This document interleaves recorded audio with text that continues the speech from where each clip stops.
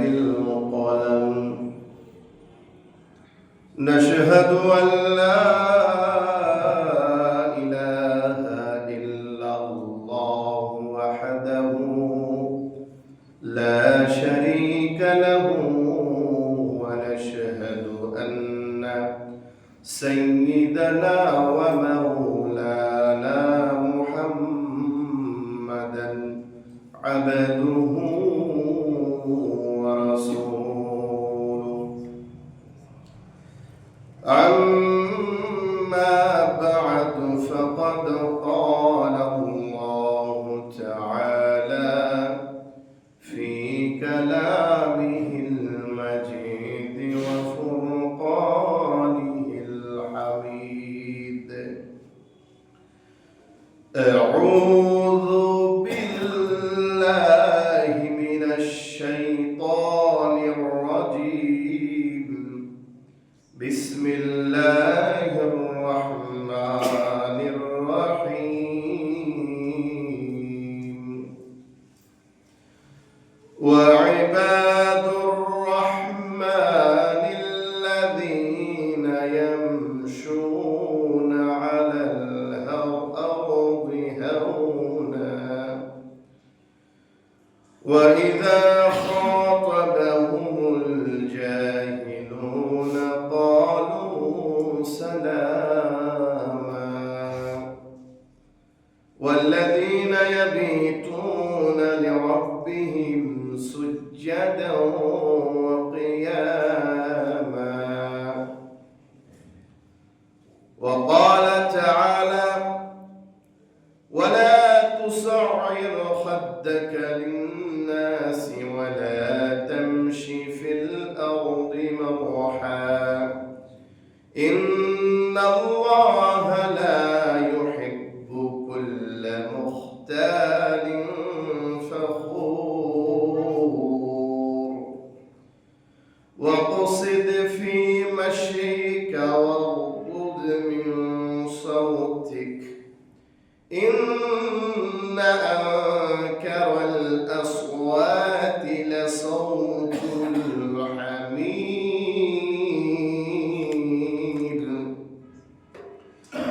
قال النبي صلى الله عليه وسلم: إياكم الجلوس على الطرقات.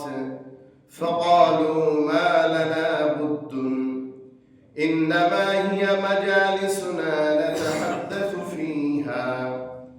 قال: فإذا أبيتم إلا المجالس فأعطوا الطريق حقها. قالوا: وما حق الطريق؟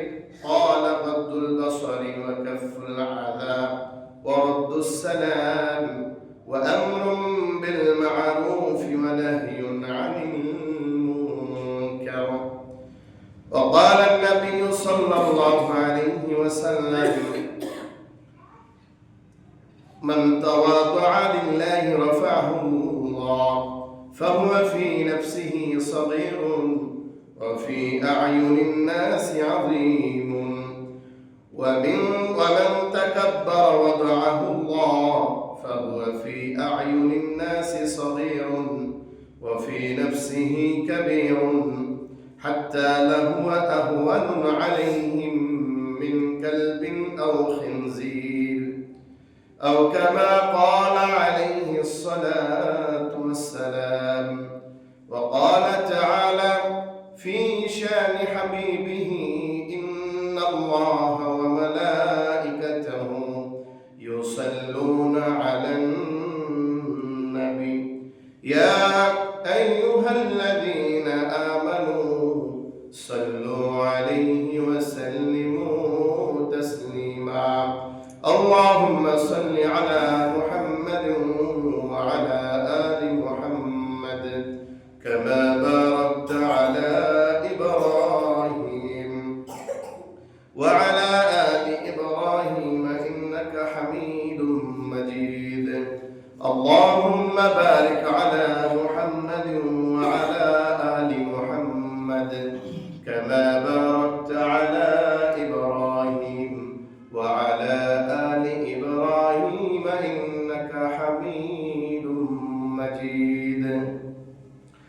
صدقت يا رب العالمين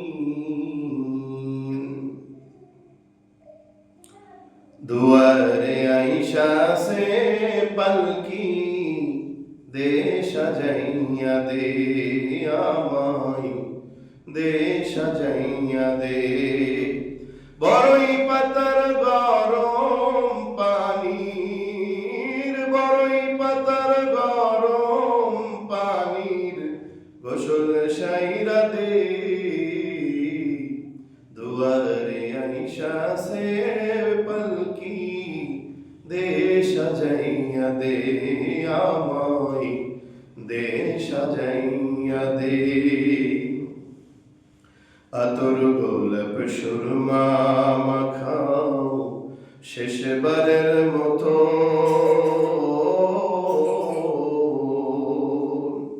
আমার লাগি কি নায়ানো ওই সাদা কাফন রে ওই সাদা কাফন কি আর হইব দেরি কইরা কি আর হইব দেরি কইরা বিদায় কইরা দে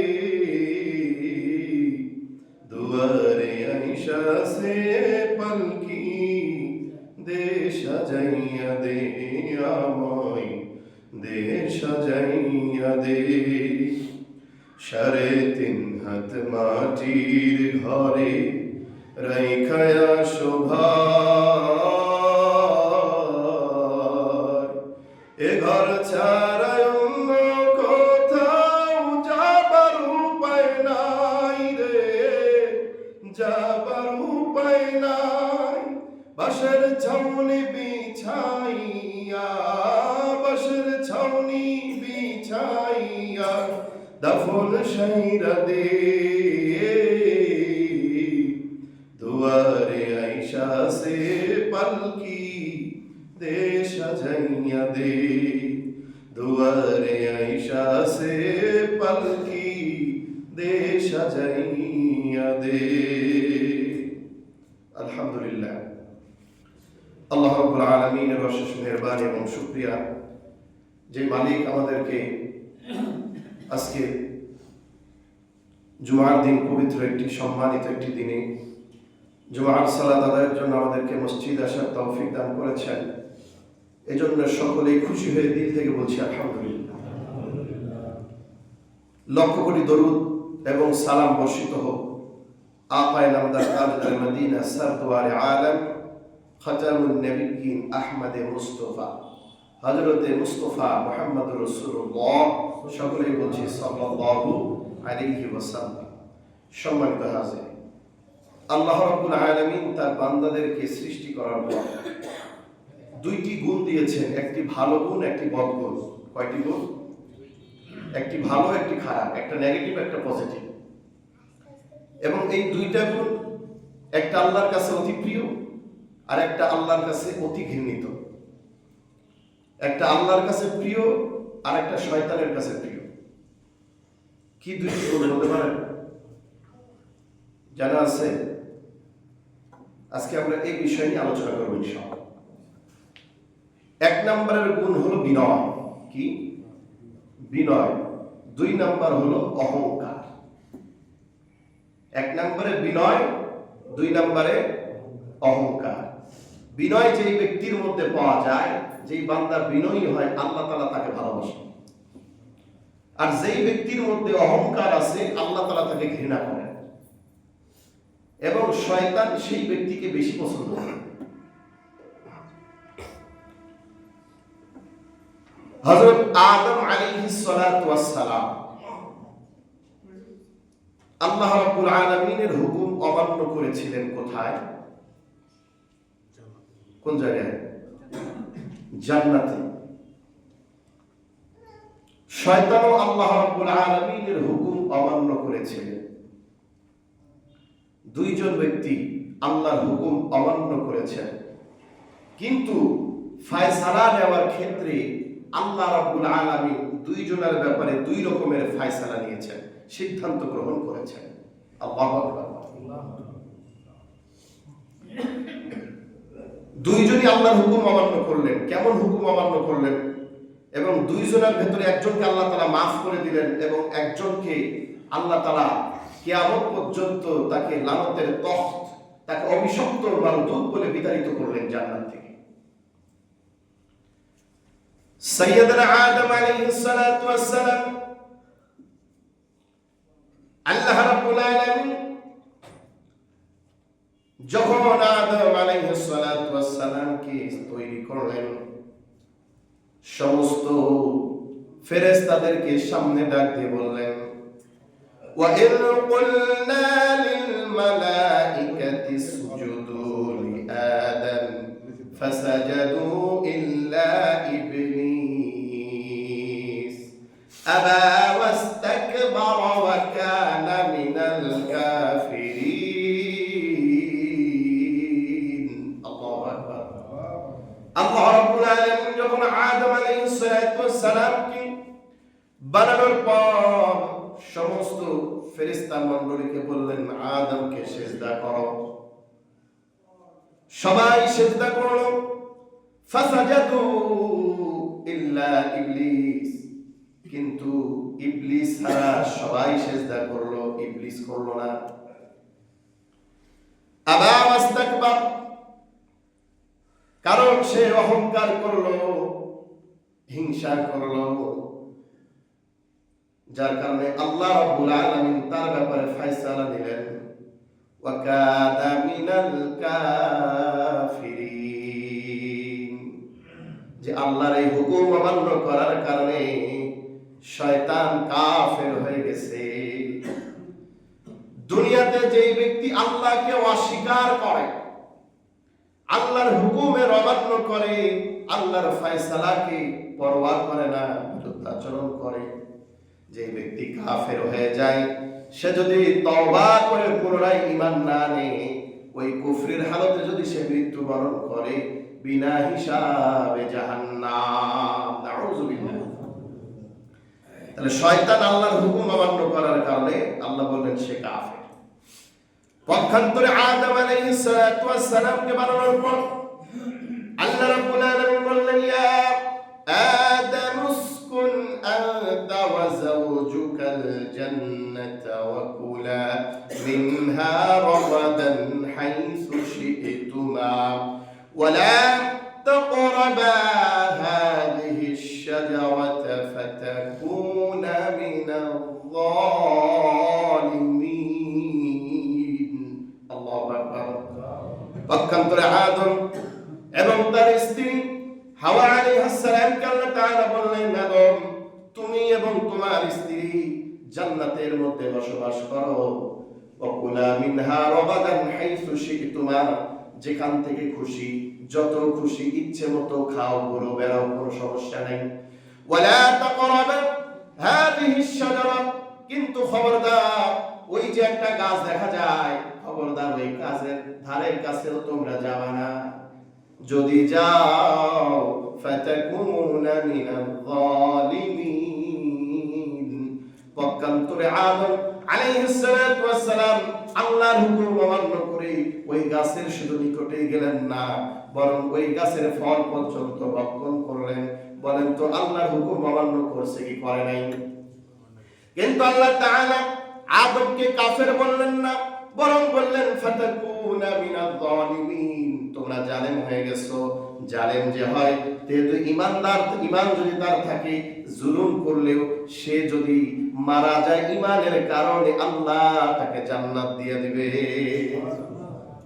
কিন্তু কাফের হয়ে যদি মারা যায়, তার কোনো বিস্তার নাই। কিন্তু ঈমান থেকে যদি আপনি গুনাহ করেন, জালেম হন, আল্লাহ তাআলা আপনাকে ঈমানের বদৌলতে আপনাকে আল্লাহ তাআলা জান্নাত দিবেন।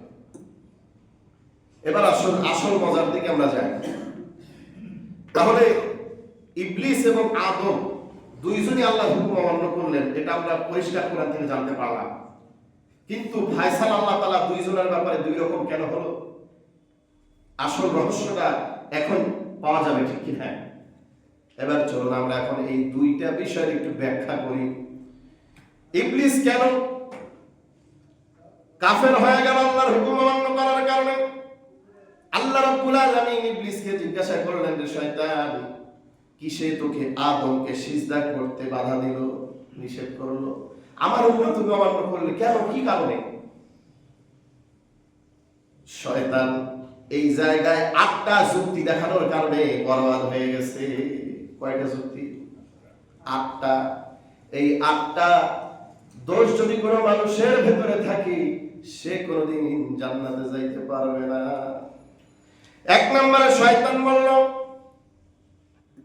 আনা খায়রুম মিনহু, আমি কাকে আদমকে সিজদা করব, আমি তো তার চাইতেও শ্রেষ্ঠ। খলাকতানি মিনান নার ওয়া খলাকতাহু মিন তিন, আমাকে আগুন দ্বারা সৃষ্টি করা হয়েছে, আর আদমকে নিছক কাদা মাটি দ্বারা সৃষ্টি করা হয়েছে। আমি তার চাইতে শ্রেষ্ঠ, আমি তাকে সিজদা করতে পারবো না। এই যে সে অহংকার দেখালো, বরঞ্চ সে কি করলো, আল্লাহর সামনে 8টা যুক্তি দেখালো। 1 নম্বরে সে যে অহংকার করলো, আল্লাহ আস্তাকবার, সে নিজেকে অহংকার করলো যে আমি তার চাইতেও শ্রেষ্ঠ। 2 নম্বর শ্রেষ্ঠ দাবি করা, আনা খায়রুম মিনহু, একে তো অহংকার করলো, 2 নম্বরে নিজেকে শ্রেষ্ঠ দাবি করলো, 3 নম্বরে আল্লাহর আদেশ অমান্য করলো। আল্লাহ তাআলা যে বলল, মা মানাকা ইল্লা, কেন, কে তোমাকে আদমকে সিজদা করা থেকে বিরত করলো? আল্লাহ তাআলা যে সিজদা করতে বললেন, আল্লাহর হুকুম সে অমান্য করলো। 4 নাম্বার কুফর করলো, সে কুফরি করলো, ওয়া কানা মিনাল কাফিরিন, আল্লাহর হুকুম যে অমান্য করলো, সে কাফের হয়ে গেল। 5 নম্বরে আল্লাহকে দোষারোপ করলো সে। কাকে দোষারোপ করছে? আমাদের ভেতরে অনেক মানুষ এরকম আছে না, কোন যদি তার উপরে বিপদ আপদ আসে ডাইরেক্ট আল্লাহকে দোষ দেয়, আল্লাহর কাউকে পায় নাই, আমাকেই পাইছে, আছে না? নেই। সে বলতেছে, বিমা আগওয়াইতানি, তুমি আমাকে পথভ্রষ্ট করেছো। নাউযুবিল্লাহ বলেন। আল্লাহ নাকি তাকে পথভ্রষ্ট করেছে।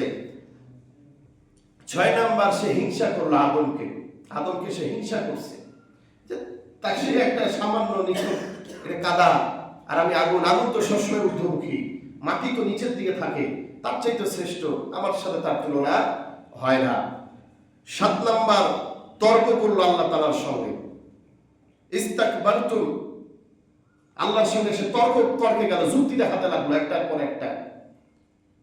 8 নম্বরে বিভ্রান্তির ঘোষণা দিল সে, যে আমি কিয়ামত পর্যন্ত আমি অবকাশ চাই, আমাকে কিয়ামত পর্যন্ত অবকাশ দেওয়া হোক, আমি সকল যে আদমের কারণে আজকে আমার এই অবস্থা হলো, আমি আদমকে জাহান্নামে, দলে দলে জাহান্নামে নিয়ে যাব, তাদেরকে বিভ্রান্ত করব। এই যে এই দোষগুলোর কারণে আল্লাহ তাআলা তাকে ধ্বংস করে দিলেন। এই যে যুক্তিগুলো সে দেখালো আল্লাহ তাআলার কাছে, কারণ আল্লাহ তাআলা অহংকার, কোন দাম্ভিককে পছন্দ করেন না। আল্লাহ তাআলা কোন হিংসুক ব্যক্তিকে পছন্দ করেন না, কোন অহংকারীকে আল্লাহ তাআলা পছন্দ করেন না। শয়তান আল্লাহর হুকুম অমান্য করে এই যুক্তি তর্কগুলো আল্লাহর সামনে উপস্থাপন করার কারণে আল্লাহ রাব্বুল আলামিন তাকে বিতাড়িত করে দিলেন। পক্ষান্তরে আদম আলাইহিস সালাম যখন আল্লাহর হুকুম অমান্য করলেন, সঙ্গে সঙ্গে তিনি বিনয় হয়ে গেলেন, ছোট হয়ে গেলেন, নিজের দোষকে স্বীকার করে নিলেন। আল্লাহ রাব্বুল আলামিনকে তিনি বললেন, মালিক রে, ভুল করে ফেলেছি, এখন এই ভুল থেকে আমি কিভাবে শুধরাবো? তুমি আমাকে এমন কিছু বাক্য শিখায় দাও যে বাক্যগুলোর দ্বারা আমি তোমার কাছে তওবা করব। ফাতালাক্কা আদামু মির রাব্বিহি কালিমাতিন ফাতাবা আলাইহি ইন্নাহু হুয়াত তাওয়াবুর রহিম। ফাতালাক্কা আদামু মির রাব্বিহি কালিমাতিন, আদম আল্লাহ রাব্বুল আলামিনকে বললেন কিছু কালাম শিখায় দেন। আল্লাহ রাব্বুল আলামিন তাকে এমন কিছু বাক্য শিখায় দিল, যে বাক্যগুলোর কারণে আল্লাহ রাব্বুল আলামিন আদমের তওবাকে কবুল করে নিলেন। কি কালাম আল্লাহ তাআলা শিখালেন আদমকে? আমার সঙ্গে সঙ্গে আপনারা একটু পড়ুন, রব্বানা যালামনা আনফুসানা ওয়া ইল্লাম তাগফির লানা ওয়া তারহামনা লানাকুনান্না মিনাল খাসিরিন।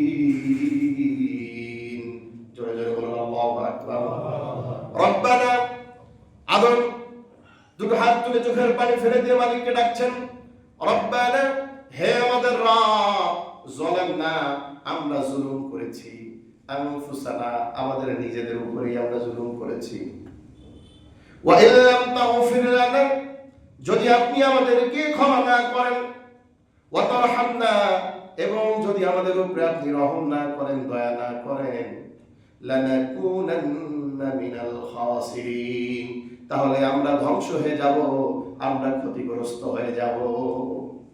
এই যে আল্লাহর কাছে এই দোয়াগুলো তিনি আল্লাহ শিখাই দিলেন তাকে, তিনি ছোট হয়ে গেলেন, তিনি কোনো যুক্তি তর্ক দেখান নাই যে আমি তো চাই নাই এই শয়তানের চক্রান্তে আমার স্ত্রীর রোশানলে পরে আমি খেয়েছি, আমার দোষ নাই, বলতে পারতেন তো, কিন্তু তিনি কোনো যুক্তি তর্ক দেখান নাই, তিনি সঙ্গে সঙ্গে ছোট হয়ে গেছেন, নিজের দোষকে স্বীকার করে নিয়েছেন, আল্লাহ তাআলা খুশি হয়ে গেছে, তাকে মাফ করে দিয়েছে।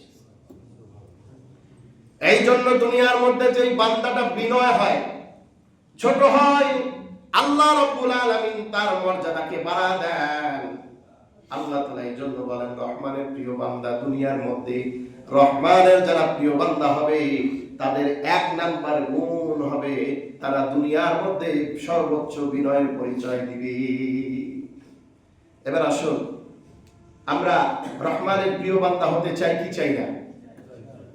দেখুন সূরা ফুরকানের মধ্যে আল্লাহ তাআলা বলেন, ওয়া ইবাদুর রাহমানিল্লাযীনা ইয়ামশুনা আলাল আরদি হাওনান ওয়া ইযা খাতাবাহুমুল জাহিলুনা ক্বালু সালামা। আল্লাহু আকবার। রহমানের প্রিয় বান্দা তারা যারা জমিনের মধ্যে চলার সময় বিনয়ের পরিচয় দেবে, ওয়া ইযা খাতাবাহুমুল জাহিলুনা ক্বালু সালামা, আর যখন কোন জাহেল মূর্খরা তাদের সঙ্গে তর্ক করে তারা তাদের সঙ্গে তর্কে জড়াবে না, বরং খাতাবাহুমুল জাহিলুনা ক্বালু সালামা, বরং তাদেরকে সালাম দিয়ে জায়গা পরিবর্তন করবে। বিনয় বান্দার পরিচয় কিভাবে? এখন এই বিনয় কাকে বলেন, কিভাবে বুঝবো আমার ভিতরে বিনয় আছে না নাই? আমি কি গুণগুলো, বিনয় ব্যক্তির কি কি গুণ থাকা দরকার, এটা জানার দরকার আছে না নাই? দেখুন আল্লাহ তাআলা বললেন, রহমানের প্রিয় বান্দা তারা যার ভিতরে বিনয় পাওয়া যায়। বিনয় কি জিনিস? কোরআনের সবচাইতে বড় সৌন্দর্য হলো তাফসীরুল কোরআন বিল কোরআন, এক আয়াতের ব্যাখ্যা আরেক আয়াত দিয়ে করা। এখন এই বিনয়ের পরিচয় আল্লাহ রাব্বুল আলামিন সূরা লুকমানের মধ্যে হযরত লুকমান হাকীম আলাইহিস সালামের জবান দিয়ে কত সুন্দর বিনয়ের ব্যাখ্যা দিয়েছেন। দেখুন, হযরত লুকমান আলাইহিস সালাম তার সন্তানকে বিনয় শিক্ষা দিতেছেন, উপদেশ দিতেছেন, বিনয় কি জিনিস, বিনয় কিভাবে অর্জন করা দরকার। হযরত লুকমান হাকীম, যিনি কোনো নবী ছিলেন না, আল্লাহ রাব্বুল আলামিন তাকে হিকমত দান করেছিলেন। ওয়ালাকাদ আতাইনা লুকমানাল হিকমা আনিশকুরলি, আমি লোকমানকে হিকমত মানে হলো প্রজ্ঞা, আল্লাহ প্রদত্ত যাকে ইলমে লাদুন্নি বলা হয়, এই প্রজ্ঞা আমি দান করেছিলাম, এই মর্মে যেন সে আমার কৃতজ্ঞতা প্রকাশ করে। লোকমান এমন একজন ব্যক্তি, তার কোনো বংশ পরিচয় ছিল না, তিনি কোনো ধনী ঘরের সন্তান ছিলেন না, তিনি কোনো বড় গোত্রের কেউ ছিলেন না, তিনি কোনো সুন্দর, কোনো সুদর্শন, কোনো পুরুষও ছিলেন না। তাফসীর গ্রন্থ থেকে তার ইতিহাস ব্যাপারে যা জানা যায়, তিনি ছিলেন একজন দক্ষিণ আফ্রিকার ইথিওপিয়ার একজন গোলাম, খাটো মানুষ, বেটে মানুষ, ঠোঁট গুলো ছিল তার চ্যাপ্টা, এমন কুৎসিত তিনি ছিলেন, পা গুলো ছিল মোটা মোটা, তার মাথাটা ছিল অনেক বড়, তিনি ছিলেন একজন কৃতদাস এবং একজন সুতার মানে বুঝেন তো, কাঠমিস্ত্রি। কোন বংশ পরিচয় নেই, কোন ঐতিহ্য নাই, ধন সম্পদ নাই, টাকা নাই, পয়সা নাই, কিন্তু আল্লাহ রাব্বুল আলামিন তাকে এমন জ্ঞান দান করেছিলেন, এমন হিকমত দান করেছিলেন, ওই জামানার বড় বড় বিদ্যানেরা ছাত্রের মতো তার সামনে বসে তার নসিহত শুনতো। আল্লাহু আকবার। এই লোকমান হাকিম তার মনিব একদিন তাকে বলতেছি, আরে লোকমান, যাও একটা ছাগল জবাই করো, ওই ছাগলের সবচাইতে মূল্যবান 2 টুকরা গোশতের টুকরা আমার সামনে নিয়ে এসো। হযরত লোকমান হাকিম একটা ছাগল জবাই করলেন। ছাগলের হৃৎপিণ্ড এবং জিহ্বাটা মালিকের সামনে নিয়ে এসে উপস্থিত করলেন। কয়েকদিন পর মনি বাবা ডেকে বললেন, লোকমান যাও আর একটা ছাগল জবাই করে ওই ছাগলের নিকৃষ্ট 2 টুকরা গোশত আমার সামনে নিয়ে এসো। লোকমান হাকিম আলাইহিস সালাম আবার একটি ছাগল জবাই করলেন। ওই ছাগলের আবারও ওই হৃৎপিণ্ড এবং জিহ্বাটা মালিকের সামনে নিয়ে উপস্থিত করলেন। এইবার মালিক ডাক দিয়ে বলেন, আরে লোকমান, যখন তোমাকে বললাম ছাগলের 2 টুকরা মূল্যবান গোশত নিয়ে আসো, তুমি জিহ্বা এবং কলিজা নিয়ে আসলে, কলবটা নিয়ে আসলে। আবার যখন বললাম 2 টুকরা নিকৃষ্ট গোশত নিয়ে আসো, তখনও তুমি জিহ্বা এবং কলবটা নিয়ে আসলে, ব্যাপার কি? লোকমান হাকিম ডাক দিয়ে বলে, মনি বাবা, কোন মানুষের যদি কলব আর জিহ্বা ভালো হয়ে যায়, ওই মানুষটা দুনিয়ার মধ্যে সবচেয়ে শ্রেষ্ঠ এবং সুন্দর ভালো মানুষ হয়ে যায়। আর যদি কোনো মানুষের অন্তর এবং জিহ্বা খারাপ হয়ে যায়, ওই মানুষটা দুনিয়ার মধ্যে সবচেয়ে নিকৃষ্ট হয়ে যায়। ওই মানুষটার চাইতে খারাপ মানুষ দুনিয়ার মধ্যে আর একটাও হয় না। কি বড় মেধা আল্লাহ রাব্বুল আলামিন দান করেছিলেন! এই কথাগুলো কুরআন নাযিলের বহু বছর আগে হযরত লোকমান হাকিম বলেছেন। ১৫০০ বছর পরে নবীর জবান দিয়েও আল্লাহ রাব্বুল আলামিন একই কথা হাদিসের মধ্যে জানায়া দেন। প্রত্যেকটা মানুষের মধ্যে এমন 2 টুকরা গোশত আছে, একটা টুকরা আছে, ইদা সুলহাল জাসাদু কুল্লুহু ওয়া ইদা ফাসাদাল জাসাদু কুল্লুহু আলা ওয়াহিয়াল কলব। মানুষের শরীরের মধ্যে এমন একটা গোশতের টুকরা আছে, তুমি যদি তার সঙ্গে ভালো আচরণ করো, সেই টুকরাটা যদি ভালো হয়ে যায়, মানুষের মাথার থেকে পা পর্যন্ত আপাত মস্তক ভালো হয়ে যায়। আর ওই গোশতের টুকরাটা যদি খারাপ হয়ে যায়, মাথার থেকে পা পর্যন্ত আপাত মস্তক মানুষের খারাপ হয়ে যায়। আলা ওয়াহিয়াল কলব, আর ওই গোশতের টুকরাটার নাম হলো কলব। আল্লাহু আকবার। এই লোকমান তার সন্তানকে উপদেশ দিতেছেন, বিনয় শিক্ষা দিতেছেন, আদব শিক্ষা দিতেছেন। এখানে যারা আপনারা আমরা পিতা আছি, আমাদের বাড়িতে সন্তান আছে, প্রত্যেকটা পিতার উচিত সন্তানদেরকে আদব শিক্ষা দেওয়া, বিনয় শিক্ষা দেওয়া, যেটা হযরত লোকমান হাকিমের মাধ্যমে আল্লাহ রাব্বুল আলামিন গোটা দুনিয়ার মানুষকে জানায়া দিয়েছেন।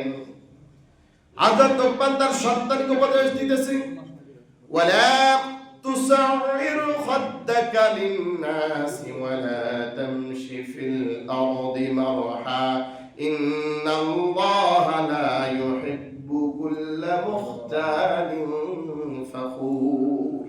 আল্লাহু আকবার। ওয়ালা তুসাইর খাদ্দাকা লিন-নাস, হে বৎস, মানুষের দিক থেকে অহংকার বশত দাম্ভিকতার সঙ্গে তোমার মুখকে তুমি ঘুরায় নিও না। তুমি মানুষকে ছোট মনে করে নিজেকে বড় মনে করো না। তুমি নিজেকে অনেক কিছু মনে করে মানুষকে নিকৃষ্ট মনে করো না। খবরদার, তুমি সুন্দর বলে কুৎসিত মানুষকে ঘৃণা করো না। খবরদার, ওয়ালা তুসাইর খাদ্দাকা লিন-নাস, মানুষের দিক থেকে তোমার মুখকে তুমি অহংকার বশত ফিরায় নিও না। সমাজের মধ্যে এমন অনেক মানুষ আছে, দেখবেন যদি একটু টাকা বেশি হয়ে যায়, যদি একটু সুন্দর হয়, যদি একটু ক্ষমতা পেয়ে যায়, নিচের মানুষকে আর মানুষ মনে হয় না। ঠিক কিনা বলেন? আছে না নাই? টাকার গরমে গরিবকে আর গরিব মনে হয় না। মানুষের সঙ্গে তার কথার ধরন চেঞ্জ হয়ে যায়, অতীতকে তারা ভুলে যায়, নিজেকে বড় অহংকারী মনে করে, নিজেকে অনেক কিছু মনে করে। কিন্তু এগুলোর মধ্যে কোনো ফায়দা নাই। আল্লাহ তাআলা বলেন, ওয়ালা তামশি ফিল আরদি মারহা, এবং জমিনের মধ্যে দর্প ভরে অহংকার ভরে চলো না। মানুষকে হেয় প্রতিপন্ন করো না, মানুষকে ছোট মনে করে নিজেকে বড় মনে করো না। এবং যেই জমিন আল্লাহ তাআলা দিয়েছেন, এই জমিনের মধ্যে তুমি অহংকার বশত দর্প ভরে চলো না। সমাজের মধ্যে অনেক যুবক আছে যারা জমিনে রাস্তা দিয়ে চলার সময় দেখবেন এমন ভাবে গাড়ি নিয়ে চলে, এমন ভাবে মোটরসাইকেল নিয়ে যায়, এমন ভাবে বন্ধু বান্ধব নিয়ে রাস্তা ঘেরাও করে যায়, শার্টের কলার তুলে বুকের বোতাম খুলে রাস্তা দিয়ে এমন ভাবে যায় মনে হয় তার রাস্তাটা তার বাপ দাদার পৈতৃক সম্পত্তি। ঠিক কিনা বলেন? যদি হঠাৎ করে মুরব্বীর সঙ্গে ধাক্কা লাগে, চোখ বাইর করে বলো, মুরব্বী বাড়ি কই? আছে না নাই? মুরব্বী তো দুর্বল মানুষ, জোয়ান তো রক্ত গরম, তার সঙ্গে তো পারবে না, বলে বাবা ভুল হয়ে গেছে, দেখতে পাই নাই। আছে না নাই? আল্লাহ বলেন খবরদার জমিনের মধ্যে অহংকার নিয়ে দর্প করে চলো না। ইন্নাল্লাহা লা ইউহিব্বু কুল্লা মুখতালিন ফখুর। আল্লাহু আকবার। আল্লাহ তাআলা কোন অহংকার দাম্ভিককে পছন্দ করেন না।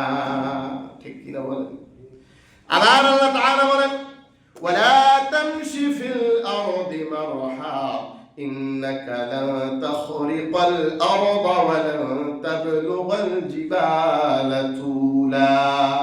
আয় বান্দা, জমিনের মধ্যে অহংকার নিয়ে চলো না। তুমি কখনো পশ্চিমকালেও তোমার পায়ের ভরে জমিনটাকে গর্ত করতে পারবে না, জমিনটাকে দাবাইতে পারবে না।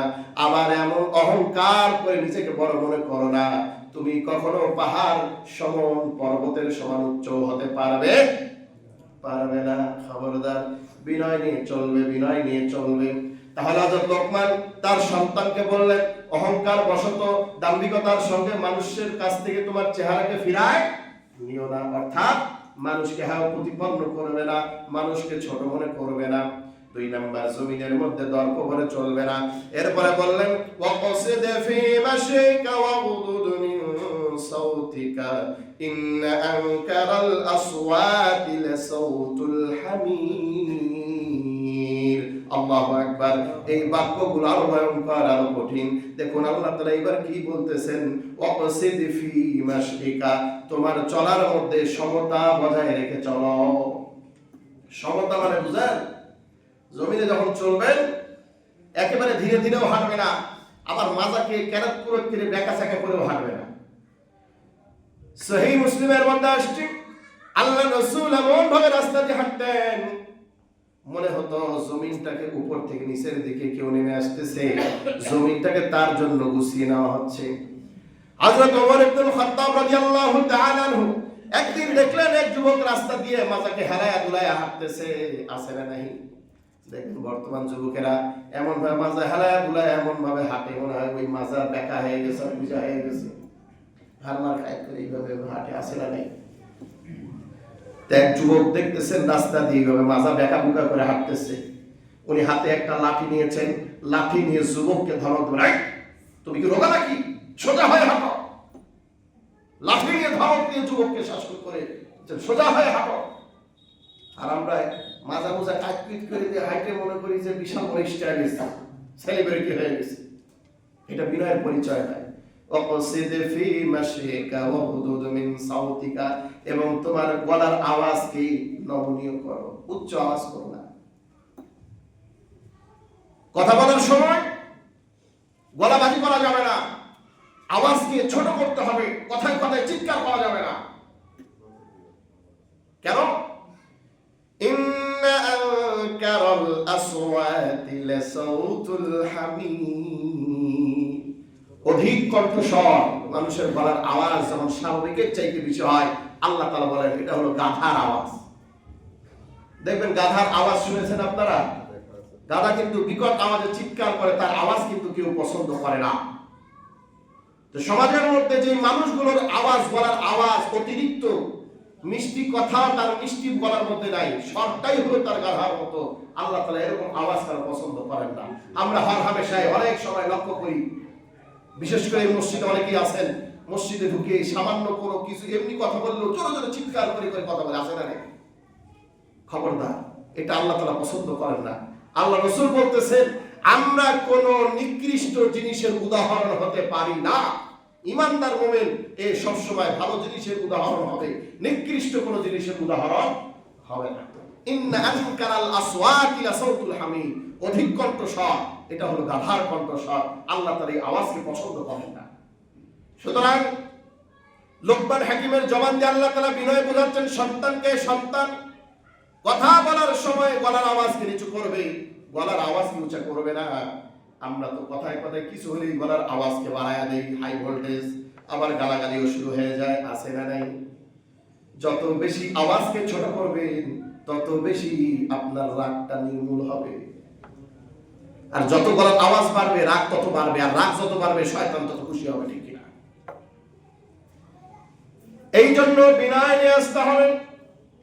আল্লাহ রাব্বুল আলামিন এই বিনয়ের পরিচয় দিলেন, ওয়া ইবাদুর রহমানিল্লাযীনা ইয়ামশুনা আলাল আরদি হাওনা ওয়া ইযা খাতাবাহুমুল জাহিলুনা ক্বালু সালামা। বান্দা যখন জমিনের মধ্যে হাঁটবে বিনয় নিয়ে হাঁটবে, নিজেকে একেবারে ছোট মনে করবে, নিজেকে বড় মনে করবে না, নিজেকে একবারে অল্প মনে করবে, নিজেকে বড় শিক্ষিত মনে করবে না। আল্লাহ তাআলা ওই ব্যক্তিকে সব চাইতে বেশি ভালোবাসেন। ওয়া ইযা খাতাবাহুমুল জাহিলুনা ক্বালু সালামা।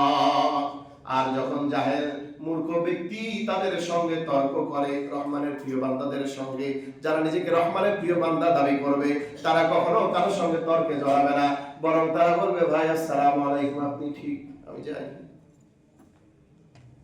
তর্ককারীকে আল্লাহ পছন্দ করে না।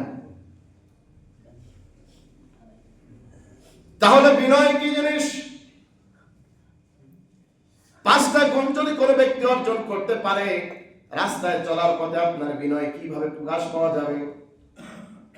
বুখারী শরীফের 2465 নম্বর হাদিস, আল্লাহ রাসূল বলেন, আন আবি সাঈদ আল-খুদরি আনিন নবী সাল্লাল্লাহু আলাইহি ওয়াসাল্লাম قال, আল্লাহ সাঈদ খুদরি রাদিয়াল্লাহু তাআলা বর্ণিত বলেন, আল্লাহ রাসূল বলেন, ইয়াকুম ওয়াল জুলুসা ইলা তুরকাত, খবরদার রাস্তার মধ্যে চলাফেরা উঠা বসা থেকে তোমরা বিরত থাকো। রাস্তা উঠা বসা চলাফেরা, ফুটপাত দোকানপাট বন্ধ করার জন্য না, এটা থেকে তোমরা বিরত থাকো। একদিন দেখলেন যে অনেক সাহাবা রাস্তার মধ্যে, আমরা যেমন করি না, রাস্তার উপরে একদম দাঁড়ায় 8 জন 10 জন মিলে গল্প করতেছি, গাড়ি চলাচলের রাস্তা বন্ধ হয়ে যায়, ঠিক না? তো দেখতেছেন কিছু সাহাবী রোডের উপরে বসে তারা কথাবার্তা বলতেছে, গল্প গুজব করতেছে। রাসূল বললেন, খবরদার, ইয়াকুম ওয়াল জুলুসা ইলা তুরকাত, তোমরা রাস্তার মধ্যে বসা থেকে বিরত থাকো। সাহাবারা বলতেছেন, فقالوا ما لنا بد انما هي مجالسنا نتحدث فيها ইয়া রাসূলুল্লাহ, এছাড়া তো আমাদের আর কোনো বসার জায়গা নেই, কারণ আমরা আমাদের প্রয়োজনীয় বেশিরভাগ কাজ কথাবার্তা রাস্তার উপরেই সারি, কারণ এখানে আসলে সবার সঙ্গে দেখা হয়, এমনি তো পাওয়া যায় না। মনের মধ্যে গেছি, বন্ধু বান্ধব দেখা হয়ে গেছে, এমনি তো আর পাওয়া যায় না, ঠিক কিনা? আর মনের মধ্যে আসছে আমাদের এখানে এখন প্রয়োজনীয় কথা মনে পড়ে গেছে, এই দোস্ত দাঁড়া, ওই কাজ এই কাজ, তোর ওইটা কি হলো, এইটা কি হলো। তাহলে আমরা প্রয়োজনীয় আমাদের কাজ কথাবার্তা তো আমরা রোডের মধ্যেই সেরে থাকি। এখন যদি রোডের মধ্যে বসা থেকে বিরত থাকি, তাহলে আমাদের কাজ পরামর্শ কথাবার্তা কিভাবে সারবো? তো রাসূল বললেন, قال فإذا أبيتم إلا المجالس فأعطوا الطريق حقها, এছাড়া যদি তোমাদের আর কোনো উপায় না থাকে, তাহলে রাস্তার হক আদায় করে তারপরে তোমরা বসবে। রাস্তার হক আছে না নাই? আমরা অসচেতন, রাস্তার হক কি আমরা জানি না। রাস্তাকে বন্ধ করা, ফুটপাতকে যাতায়াতের জন্য, পথচারী পারাপার চলাচলের জন্য বন্ধ করা, এটা অনেক বড় অপরাধ।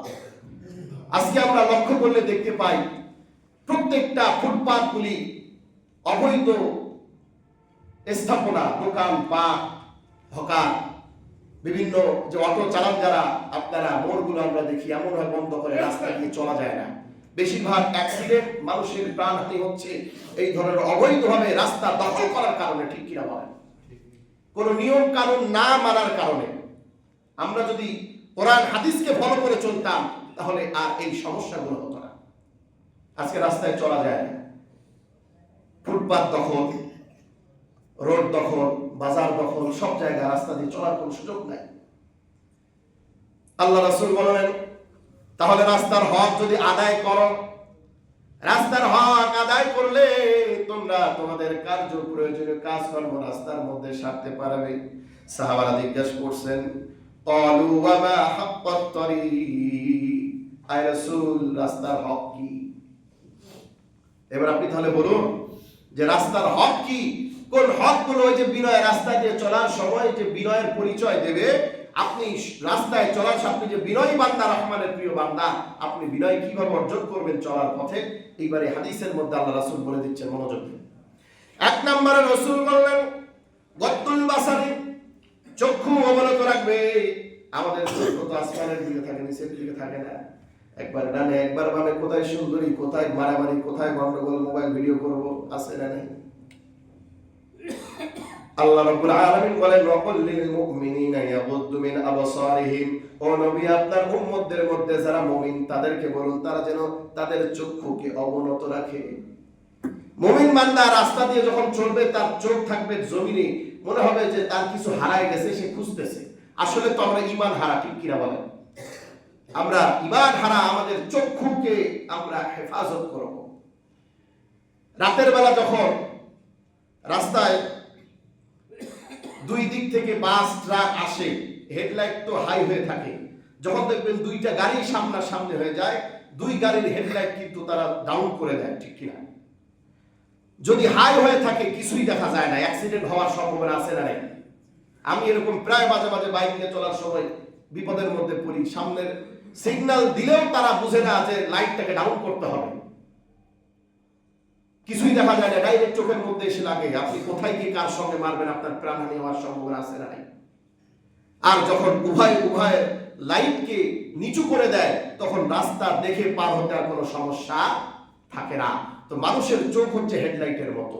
এই চোখ যখন আপনি দৃষ্টি যখন একে অপরের সামনাসামনি থাকবে, অ্যাক্সিডেন্ট হওয়ার সম্ভাবনা আছে না নেই? এই জন্য যদি আপনি আপনার চোখকে অবনত করে দেন, আপনি অ্যাক্সিডেন্ট থেকে বেঁচে যাবেন। এই জন্য আল্লাহ তাআলা বলছেন তোমাদের চক্ষু অবনত রাখো। রাসূল বলেন রাস্তায় চলার সময় গদ্দুল বাসারি, তোমার চক্ষুকে অবনত করবে। ওয়াকাফুল আযা, রাস্তায় চলার সময় যখন কোনো কষ্টদায়ক বস্তু দেখবে, যেই জিনিসটার কারণে পথচারী পারাপার সমস্যা হবে, ওই কষ্টদায়ক বস্তু সরায়া দাও। এখন আপনি রাস্তায় চলার সময় দেখলেন রোড আপনার মোড় অবৈধ দখল, পথচারী পারাপার কষ্ট হচ্ছে, আপনি ইমানদার মুমিন, আপনার ক্ষমতা থাকলে ওই গ্যাঞ্জামটা সরায়া দেন। আর কেউ যদি, এটা হলো ইমানের সর্বনিম্ন স্তর। ইমানের কয়টা শাখা আছে? ৭৭টা। সর্বোত্তমটা হচ্ছে লা ইলাহা ইল্লাল্লাহ, ওয়া আদনাহা ইমাতাতুল আযা ইলা তরিক, মানে রাস্তার উপর থেকে কষ্টদায়ক বস্তু সরায়া দেওয়া। আর কেউ যদি কোনো মুমিনের চলার পথে কষ্ট হবে বলে কোনো কষ্টদায়ক বস্তু সরায়া দেয়, সহিহ মুসলিমের হাদিস, 10 বছরের ইতিকাফের চাইতে উত্তম সব আল্লাহ তাআলা তার আমলনামায় দান করবেন। চিৎকার করে বলুন সুবহানাল্লাহ। তাহলে 2 নম্বর আদব আমরা পেলাম, রাস্তায় চলার পথে মানুষের যদি বাধা বিঘ্নতার কোনো জিনিস পড়ে থাকে, কষ্টদায়ক, যেটার দ্বারা মানুষ চলতে পারতেছে না ফুটপাতে, এটাকে সরায় দেওয়া, এটা হলো হক। 3 নম্বর ওয়ারাদ্দুস সালাম, পরিচিত হোক অপরিচিত হোক কোনো মুসলমানের সঙ্গে যদি দেখা হয়, সে যদি আপনার শত্রু হয়, দুশমনও হয়, তাকে আপনি সালাম দিবেন। কারণ যে আগে আগে সালাম দেয় সে অহংকার থেকে মুক্ত, আর যে আগে সালাম দেয় সে হলো বিনয়। আমাদের সমাজে অনেক লোক আছে তাকায় থাকে মুখের দিকে, হুজুর কেন সালাম দেয় না রে, আছে না রে? ওই আগে আমাকে সালাম দিক, কেন আমি আগে দেব? আল্লাহ রাসূল ছোট বাচ্চাদেরকেও সালাম দিয়েছেন আগে আগে। একদিন রাসূল রাস্তা দিয়ে যাচ্ছেন, মাররা আলা গিলমানিন ফাসাল্লামা আলাইহিম, দেখলেন বুখারী শরীফের হাদিস, ছোট ছোট বাচ্চা খেলাধুলা করতেছে, আল্লাহর নবী তাদেরকেও সালাম দিলেন। কারণ আপনি ছোটদেরকে সালাম দিলে তারা এটা দেখে শিখবে, আপনাকেও সালাম করবে, ঠিক কিনা? বড়দেরকে সালাম দিবে, মুরব্বীদেরকে দিবে, যে যাকে আগে পারবে। সালামের অনেক নিয়ম কানুন আছে, এটা নিয়ে আলোচনা করতে গেলে 3 জুমা লাগবে। তাহলে পরিচিত অপরিচিত, তুমি যাকে চিনো তাকেও সালাম দাও, যাকে চিনো না তাকেও সালাম দাও। আর এখন বর্তমানে একটা ট্র্যাডিশন হয়ে গেছে, টাকাওয়ালা লোককে সালাম দেই, ক্ষমতাওয়ালা লোককে সালাম দেই, শুধু পরিচিত ব্যক্তিদেরকেই আমরা সালাম দিই। এটা হলো কিয়ামতের আলামত। রাসূল বলতেছেন যে কিয়ামতের অনেকগুলো আলামত আছে, এর মধ্যে একটা শুধু পরিচিত ব্যক্তিদেরকেই সালাম দেওয়া হবে। আমরা আজ থেকে সবাইকে সালাম দিব ইনশাআল্লাহ। 4 নম্বর ওয়া আমরুন বিল মা'রুফ, সৎ কাজের আদেশ করবে। রাস্তা দিয়ে আসতেছেন মসজিদে, আপনার অনেক বন্ধু বান্ধব চাচা ভাতিজা আছে, ডাক দিবেন চলো নামাজে যাই, চলো ভালো কাজে যাই, আদেশ করতে হবে সৎ কাজের আদেশ। ওয়া নাহিয়ুন আনিল মুনকার, আর অসৎ কাজ দেখলে বাধা প্রদান করবে। এই 5টা গুণ যারা অর্জন করবে, আল্লাহ নবী সাল্লাল্লাহু আলাইহি ওয়াসাল্লাম বললেন, এই 5টা কাজ যদি রোডের মধ্যে তোমরা করতে পারো, ওই রাস্তা তোমাদের জন্য ব্যবহার করতে কোনো বাধা থাকবে না। আমাদের মধ্যে কি এই 5টা কাজের প্রচার আছে নাকি? তাহলে আমরা কিভাবে রহমানের প্রিয় বান্দা হব? আজ থেকে আমরা রহমানের প্রিয় বান্দা হওয়ার জন্য এই বিনয়গুলো, এই গুণগুলো অর্জন করবো তো ইনশাআল্লাহ। আল্লাহ রাব্বুল আলামিন আমাদের সবাইকে এই গুণগুলো অর্জন করে অহংকার, হিংসা, দাম্ভিকতা দূর করে বিনয়ী বান্দা খুলুসিয়াতের সঙ্গে আমল করার তৌফিক দান করুন। আমরা সকলে বলছি আমিন। ওয়া আখিরু দাওয়ানা আলহামদুলিল্লাহি রাব্বিল আলামিন। যারা যারা সুন্নাত করে নেয় কবলান জুমা 4 রাকাত সুন্নাত আদায় করে নেয়।